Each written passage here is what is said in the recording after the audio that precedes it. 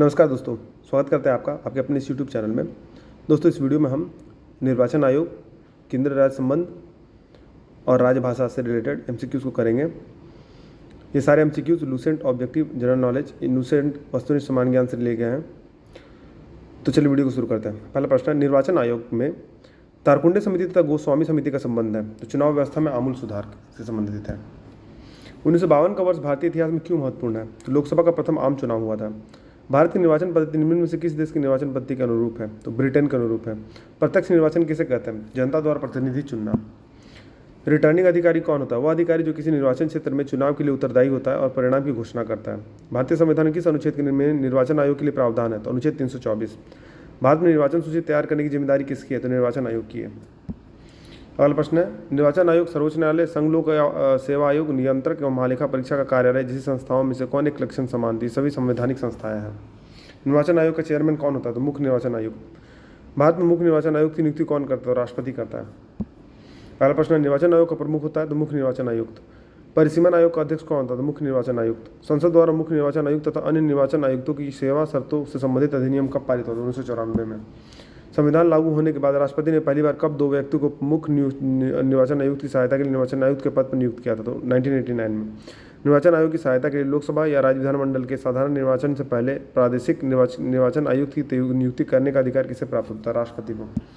अगला प्रश्न, निम्नलिखित में से कौन मतदाता सूची को अध्ययन बनाकर तैयार रखता है? तो निर्वाचन आयोग। भारत के विभिन्न राजनीतिक दलों को राष्ट्रीय या क्षेत्रीय दल का दर्जा देने का अधिकार किसको है? तो चुनाव आयोग को। निर्वाचन आयोग निम्न में से किन निर्वाचनों के लिए अधीक्षण, निर्देशन और नियंत्रण कार्य करती थी? इनमें से सभी, राष्ट्रपति का चुनाव, उपराष्ट्रपति का चुनाव, लोकसभा का चुनाव और इसके अलावा राज्य सरकार के चुनावों को भी निर्वाचन आयोग ही देखती है। भारत में निर्वाचन आयोग के कार्य है क्या है?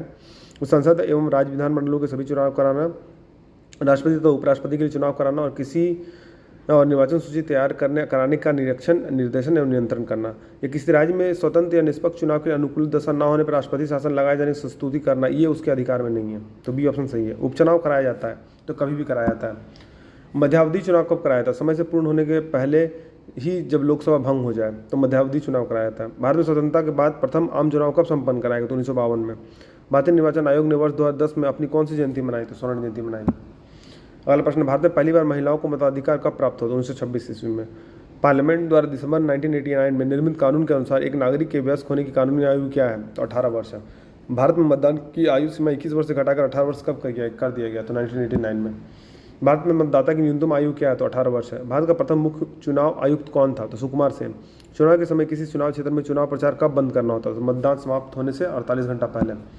एक व्यक्ति 2 से अधिक निर्वाचन क्षेत्रों से चुनाव नहीं लड़ सकता है। किसी निर्वाचन के दौरान किसी राजनीतिक दल के उम्मीदवार की मृत्यु हो जाने की स्थिति में कितने दिनों के अंदर दूसरा प्रत्याशी खड़ा करना पड़ता है? 7 दिनों के अंदर।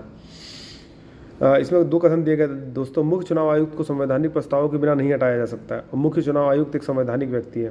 तो दोनों सही है और आर ए की सही व्याख्या करता है। मुख्य निर्वाचन आयुक्त को प्रतिमाह कितना वेतन मिलता है? तो 90,000। अन्य निर्वाचन आयुक्त को प्रतिमाह कितना वेतन मिलता है? 80,000। मुख्य निर्वाचन आयुक्त की पदावधि होती है तो 6 वर्ष या 65 वर्ष की आयु, जो भी पहले पूर्ण हो। अन्य निर्वाचन आयुक्त की पदावधि होती है तो 6 वर्ष या 62 वर्ष की आयु, जो भी पहले पूर्ण हो। अन्य निर्वाचन आयुक्त अपना त्यागपत्र देते हैं किसको? राष्ट्रपति को। चुनाव आयोग के निम्नलिखित कार्यों पर विचार करना है तो स्वतंत्र एवं निष्पक्ष चुनाव का अधीक्षण, निर्देशन एवं संचालन, सांसद, राज्यों के विधायकों, राष्ट्रपति तथा उपराष्ट्रपति के चुनावों की निर्वाचक नामावली तैयार करना और चुनाव लड़ने वाले व्यक्तियों तथा राजनीतिक दलों को चुनाव चिन्ह देना तथा राजनीतिक दलों को मान्यता देना। तो तीनों सही है दोस्तों। भारत के संदर्भ में निम्नलिखित कथनों पर विचार कीजिए तो इसमें कौन सा कथन सही है? तो इसमें कथन सही है दोस्तों, मुख्य चुनाव आयुक्त वही वेतन पाने का हकदार जितना उच्चतम न्यायालय के न्यायाधीश को दिया जाता है और मुख्य चुनाव आयुक्त को उच्चतम न्यायालय के किसी न्यायाधीश को हटाने के तरीके और कारणों के अतिरिक्त किसी अन्य तरीके और कारण से उनके पद से नहीं हटाया जा सकता। 2 और 3 सही है। दिनेश गोस्वामी समिति ने सिफारिश की थी किसकी? लोकसभा के चुनाव की सरकारी निधियन की। दिनेश गोस्वामी समिति का संबंध था किससे? निर्वाचन सुधारों से। अगला प्रश्न, मुख्य निर्वाचन आयुक्त के संबंध में क्या सही है? तो इसकी नियुक्ति राष्ट्रपति करता है, ये सही है। इनको सर्वोच्च न्यायालय के न्यायाधीश के भांति पदच्युत किया जा सकता है, ये भी सही है। वह राष्ट्रपति, उपराष्ट्रपति, संसद एवं विधानमंडलों के सदस्यों को चुनाव करता है, ये भी सही है। मुख्य चुनाव आयुक्त को पदच्युत किया जाता है तो संसद के दोनों सदनों के सदस्यों के 2/3 बहुमत को प्रमाणित कदाचार के आधार पर। निम्नलिखित में से किसका संबंध चुनाव आयोग से नहीं है? तो चुनाव की वैधता का निपटारा करना, इसका संबंध चुनाव आयोग से नहीं है।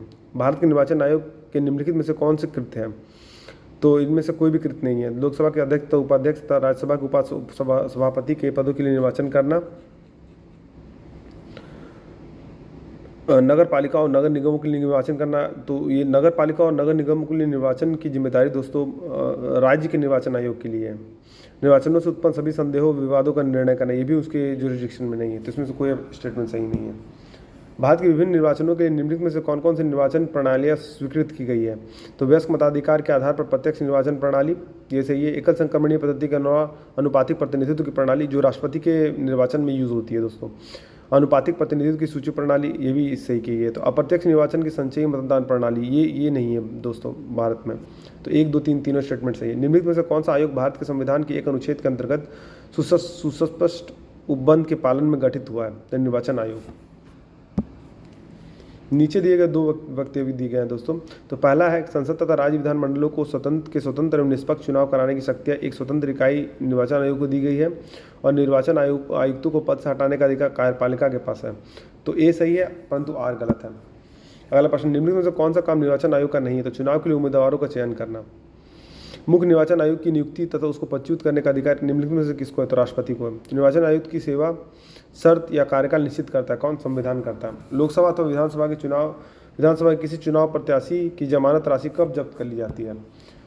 तो जब वह कुल मतदान के 1/6 मत को भी प्राप्त नहीं कर पाता है। भारत का मुख्य निर्वाचन आयुक्त अपना पद धारण करता है 6 वर्ष के लिए या 65 वर्ष की आयु, इनमें से जो कोई भी पहले हो उस तक। ईवीएम का प्रयोग भारतीय चुनाव में कब से प्रारंभ हुआ? 1998 से। परिसीमन आयोग डिलिमिटेशन कमीशन के संदर्भ में निम्नलिखित कथनों पर विचार कीजिए। तो परिसीमन आयोग के आदेशों को किसी न्यायालय में चुनौती नहीं दी जा सकती है। परिसीमन आयोग के आदेश जब लोकसभा अथवा राज्य विधानसभा के सम्मुख रखे जाते हैं तब उन आदेशों में कोई संशोधन नहीं किया जा सकता। तो 1 और 2 दोनों सही है दोस्तों। अब हम लोग केंद्र राज्य संबंध के बारे में कुछ जानते हैं दोस्तों। संघ सूची, राज्य सूची तथा समवर्ती सूची का विस्तृत उल्लेख संविधान की किस अनुसूची में किया गया? तो 7वीं अनुसूची में किया गया। भारतीय संविधान में तीनों अनुसूचियों का संबंधित व्यवस्था निम्नलिखित में से कहाँ से ली गई है? तो भारत सरकार के अधिनियम 1935 से। सरकारी आयोग की सिफारिशों का संबंध किससे है? तो केंद्र और राज्यों के बीच संबंधों से है। केंद्र राज्य संबंध पर 1971 में राजमन्नार समिति किस राज्य के द्वारा गठित की गई थी? तो तमिलनाडु के द्वारा। सरकारी आयोग संबंधित है किससे? केंद्र राज्य संबंधों से। भारतीय संविधान में राज्य की शक्तियाँ एवं कार्य किस प्रकार से विभाजित किए गए? तो तीनों सूचियों में, जिसमें केंद्र सूची, राज्य सूची और समवर्ती सूची है दोस्तों। केंद्र तथा राज्य के मध्य शक्तियों के वितरण के लिए भारत का संविधान 3 सूचियों को प्रस्तुत करता है। निम्नलिखित में से कौन से 2 अनुच्छेद शक्तियों के वितरण को विनियमित करते हैं? तो अनुच्छेद 245 और 246। संघ और राज्यों के विधायी संबंधों का संचालन किन सूचियों के आधार पर किया जाता है? तो इनमें से सभी, यानी संघ सूची, राज्य सूची और समवर्ती सूची। भारत संविधान में अपशिष्ट अधिकार है तो केंद्र के पास है। भारतीय संविधान के अनुसार अपशिष्ट शक्तियाँ किसको सौंपी गई? तो संघीय परिषद, संसद को। भारतीय संविधान में केंद्र और राज्य सरकारों के कार्य क्षेत्र को संघ सूची, राज्य सूची और समवर्ती सूची द्वारा स्पष्ट किया गया। जो कार्य इन सूचियों में वर्णित नहीं है वह किसके आधार अधिकार क्षेत्र में आते? तो संघ के। अपशिष्ट विषयों पर विधि निर्माण का अधिकार किसे प्राप्त है? तो संघ को। निम्न में से कौन सा कथन सही है? तो सारे कथन सही है। संघ सूची के विषयों पर विधि निर्माण का अनन्य अधिकार संसद को प्राप्त है। राज्य सूची के विषयों पर विधि निर्माण का अनन्य अधिकार राज्य विधानमंडल को प्राप्त है। संबंधित सूची में विषयों पर संसद तथा राज्य विधानमंडल दोनों को ही विधि निर्माण का अधिकार प्राप्त है। तो सही है। यदि संबंधित सूची किसी विषय पर राज्य विधानमंडल द्वारा निर्मित अधिनियम उसी विषय पर संसदीय अधिनियम परस्पर विरोधी हो तो संसदीय अधिनियम राज्य अधिनियम पर अभिवासी होगा। अगला प्रश्न, किन स्थितियों में संसद राज्य सूची के विषयों पर विधि निर्माण कर सकता है? तो आपातकाल की स्थिति में 2 या अधिक राज्यों की सहमति से अंतर्राष्ट्रीय संधि व समझौतों को लागू करने के लिए और राज्य में संवैधानिक तंत्र की असफलता की स्थिति में। क्या भारतीय संघ का कोई राज्य किसी विदेशी राष्ट्र या अंतर्राष्ट्रीय संगठन से ऋण ले सकता है? नहीं।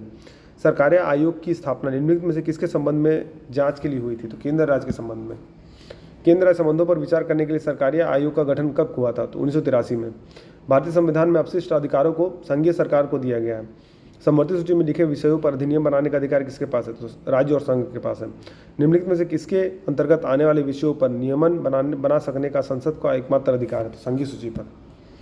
उन अपशिष्ट मामलों का जिन पर केंद्र राज्य समवर्ती सूचियों में उल्लेख न हो कौन विधि निर्माण कर सकता है? केवल संसद कर सकता है। मूल संविधान में संघ सूची में 97 विषय थे, अब उनकी संख्या कितनी है? तो 99 है।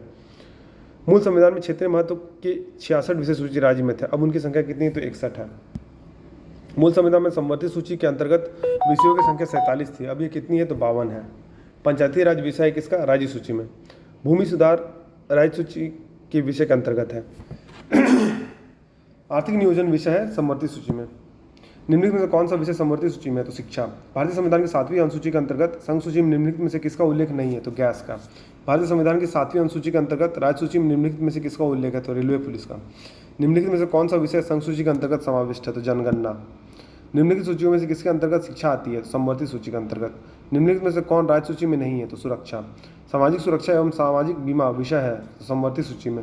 शिक्षा को किस संविधान संशोधन द्वारा राज्य सूची से हटाकर समवर्ती सूची में शामिल किया गया? तो 42वें। भारतीय संविधान के संबंध में निम्न में से कौन सा युग्म सुमेलित नहीं है? तो स्टॉक एक्सचेंज समवर्ती सूची में नहीं है। समवर्ती सूची का विषय नहीं है तो कौन सा? लोक स्वास्थ्य। निम्नलिखित में से कौन राज्य सूची में है? तो रेलवे पुलिस। 42वें संवैधानिक संशोधन द्वारा वन, शिक्षा, प्राणियों के संरक्षण और नापतोल को किस सूची में स्थानांतरित किया गया? तो राज्य सूची से समवर्ती सूची में। विवाह, संविध, श्रम, कल्याण, आर्थिक एवं सामाजिक योजना जैसे विषय किस सूची के अंतर्गत आते हैं? समवर्ती सूची के अंतर्गत। मुद्रा, प्रतिरक्षा, बैंक, प्रादेशिक मामले, डाक तार, नागरिकता आदि विषय किस सूची में रखा गया? संघ सूची में। पुलिस, न्याय, स्थानीय स्वशासन, स्वास्थ्य, कृषि, सिंचाई आदि विषयों को किस सूची में रखा गया? तो राज्य सूची में। निम्नलिखित में से कौन सा विषय राज्य सूची में सम्मिलित नहीं है? तो शिक्षा। निम्नलिखित में से कौन समवर्ती सूची में शामिल है? तो शिक्षा। राज्य सूची से हटाकर समवर्ती सूची में लाया गया है किसे? वन को। निम्नलिखित में से कौन सा विषय राज्य सूची का नहीं है? तो जन्म एवं मृत्यु पंजीकरण। संघ सूची का विषय है सीमा कर। राज्य सूची का विषय है न्याय। समवर्ती सूची का विषय है विवाह और विवाह विच्छेद। 42वें संविधान संशोधन द्वारा समवर्ती सूची में जोड़ा गया। क्या जोड़ा गया? जनसंख्या नियंत्रण। संघ सूची का विषय नहीं है तो पुलिस। राज्य सूची का विषय नहीं है सीमा कर। विधायी शक्तियों की संघ सूची में समाविष्ट किसी विषय के संबंध में भारत के उच्चतम न्यायालय के अधिकार क्षेत्र को बढ़ाने का अधिकार दिया गया संसद को। अंतर्राष्ट्रीय संधियों के भारत के किसी भाग अथवा संपूर्ण भारत में लागू करने के लिए संसद कोई भी कानून बना सकती है तो बिना किसी राज्य की सहमति से। समवर्ती सूची में कौन सा विषय है? तो श्रम कल्याण। संविधान की राज्य सूची में कौन सा विषय नहीं है? तो सी ऑप्शन है बीमा। केंद्र और राज्यों के बीच संवैधानिक शक्तियों का बंटवारा कर दिया गया है तो 7वीं अनुसूची में। डी ऑप्शन सही है। संविधान में जन स्वास्थ्य एवं स्वच्छता एवं अस्पताल एवं औषधालय किस सूची में आते हैं? तो राज्य सूची में आते हैं। भारत में केंद्र राज्य संबंध निर्भर करते हैं किस पर? सभी चारों पर, यानी संवैधानिक प्रावधानों पर, परंपराओं एवं व्यवहारों पर, न्यायिक व्यवस्थाओं पर, बातचीत के लिए यंत्र विन्यास पर। भारत के संविधान के अंतर्गत विषय तथा संबंधित सूची के बारे में निम्न युग्मों में से कौन सा एक सुमेलित नहीं है? तो शेयर बाजार समवर्ती सूची के अंदर नहीं आता है। संघीय संसद राज्य सूची के विषय पर भी कानून बना सकती है तो सभी चारों में, यानी अंतर्राष्ट्रीय समझौतों को प्रभावी बनाने हेतु, संबंधित राज्य की सहमति से, राज्य में राष्ट्रपति शासन लागू करने की अवस्था में, राष्ट्रीय हित में जब राज्यसभा 2/3 बहुमत से इस हेतु प्रस्ताव पारित करे। भारतीय संविधान के अंतर्गत अवशिष्ट अधिकारों का अर्थ है अधिकार जिनको केंद्र सूची, राज्य सूची तथा समवर्ती सूची में स्पष्ट रूप से शामिल नहीं किया गया है। केंद्र राज्य संबंध में विवाद का एक बड़ा कारण रहा है तो राज्यपाल का पद। सरकारी आयोग रिपोर्ट किससे संबंधित है? तो केंद्र राज्य संबंधों से। रेलवे भारत के संविधान में कौन सी लिस्ट सूची में आता है? तो केंद्रीय सूची में। हमारे संविधान में आर्थिक नियोजन शामिल है तो समवर्ती सूची में। दोस्तों अब हम लोग राजभाषा से रिलेटेड इंपॉर्टेंट एमसीक्यूज करेंगे तो चलिए शुरू करते हैं। संविधान की कौन सी अनुसूची में क्षेत्रीय भाषाओं को उल्लेख है? तो 8वीं अनुसूची में। भारत के संविधान की 8वीं अनुसूची में कितनी भाषाएं हैं? तो 22 भाषाएं हैं। भारतीय संविधान के किन अनुच्छेदों में राजभाषा संबंधी प्रावधानों को उल्लेख है? 343 से 351 तक। भारत की राजभाषा है तो हिंदी है। भारतीय संघ की आधिकारिक भाषा के रूप में संविधान द्वारा किसे मान्यता प्राप्त है? तो हिंदी को। संविधान के किस अनुच्छेद के अंतर्गत हिंदी को राजभाषा के रूप में दर्जा प्रदान किया गया? तो अनुच्छेद 343 आई। किस देश की राष्ट्रभाषा है लेकिन शासकीय प्रयोजनों के लिए अंग्रेजी भाषा का प्रयोग को कब तक करने की अनुमति प्रदान की गई? अनिश्चित काल के लिए। किसी भाषा को किसी राज्य की राजभाषा के रूप में अंगीकृत करने का अधिकार किसे है? तो राज्य विधानमंडल को। संविधान की 8वीं अनुसूची में सम्मिलित भाषाओं में निम्नलिखित में से कौन सी भाषा बोलने वाली सर्वाधिक है? तो बांग्ला। संविधान की 8वीं अनुसूची में सूचीबद्ध निम्नलिखित में से कौन सी किसी राज्य की राजभाषा है? तो उर्दू। निम्नलिखित में से किस राज्य ने उर्दू को राजकाज की भाषा के रूप में अंगीकार किया है? तो जम्मू एंड कश्मीर। निम्नलिखित में से कौन सी भाषा संविधान की 8वीं अनुसूची में नहीं है? तो भोजपुरी। डोगरी भाषा किस राज्य में बोली जाती है? जम्मू कश्मीर। सिंधी को किस संवैधानिक संशोधन द्वारा संविधान की 8वीं अनुसूची में शामिल किया गया? तो 21वें संशोधन के द्वारा। भारतीय संविधान का अनुच्छेद 344 के तहत प्रथम राजकीय भाषा आयोग का गठन हुआ था तो 1955 ईस्वी में BR खेर की अध्यक्षता में। 1955 में गठित राजभाषा आयोग के प्रथम अध्यक्ष कौन थे? तो BG खेर। संविधान के किस अनुच्छेद में व्यवस्था किया गया कि प्रत्येक राज्य शिक्षा के प्राथमिक स्तर पर मातृभाषा में शिक्षा की पर्याप्त सुविधाओं को उपलब्ध कराने में प्रयास करे? तो अनुच्छेद 350A। संविधान के 21वें संशोधन द्वारा संविधान की 8वीं अनुसूची में निम्नलिखित में से कौन सी भाषा सम्मिलित की गई? तो सिंधी। किस संवैधानिक संशोधन के द्वारा संविधान भारतीय संविधान की 8वीं अनुसूची में बोडो, डोगरी, संथाली और मैथिली भाषाओं का समावेश किया गया? तो 92 यानी 92nd कॉन्स्टिट्यूशनल अमेंडमेंट एक्ट। कौन सी भाषा हमारे संविधान की 8वीं अनुसूची में सम्मिलित नहीं है? तो राजस्थानी। निम्नलिखित में से किस भाषा को संविधान की 8वीं अनुसूची में शामिल नहीं किया गया जबकि वह एक राज्य की राजकीय भाषा है? तो अंग्रेजी। संविधान की 8वीं अनुसूची में 21वें संवैधानिक संशोधन और निम्न में से कौन सी भाषा जोड़ी गई? तो सिंधी। भारत के किस राज्य में उर्दू को प्रथम राजभाषा का दर्जा प्रदान किया गया? जम्मू एंड कश्मीर। 8वें परिशिष्ट का संबंध है भाषा से। भारतीय संविधान में कितनी भाषाएं क्षेत्रीय भाषाओं के रूप में मान्यता प्राप्त है? 22। भारतीय संविधान की 8वीं अनुसूची में कौन सी भाषा वर्ष 2003 में जोड़ी गई? तो संथाली। निम्न में से कौन सी भाषा भारतीय संविधान की 8वीं अनुसूची में उल्लेखित नहीं है? तो अंग्रेजी। दोस्तों इस वीडियो को लाइक कीजिए, चैनल को फॉलो कीजिए, चैनल को सब्सक्राइब कीजिए और बेल नोटिफिकेशन को प्रेस कर दीजिए। तो मिलते हैं आपसे अगली वीडियो में बने रहने के लिए धन्यवाद।